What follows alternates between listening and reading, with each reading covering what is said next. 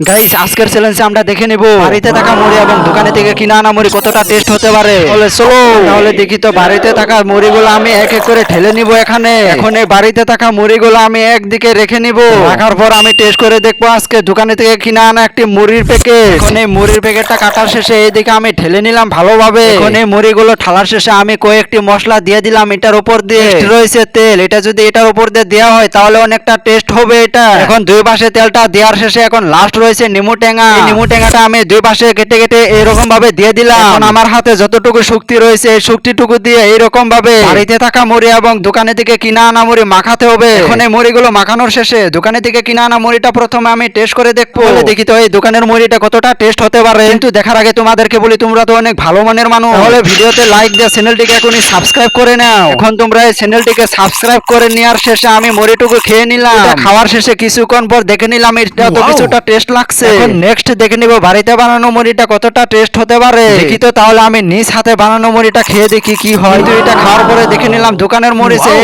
মুড়িটা অনেক টেস্ট। তাহলে তোমরা দুই দিকের মুড়িটা কোন মুড়িটা তোমরা পছন্দ করবা এখনই কমেন্টে জানিয়ে দাও এবং নেক্সট চ্যালেঞ্জের জন্য একটি লাইক করে দাও। তাহলে আজকের ভিডিওতে বাই বাই গাইস।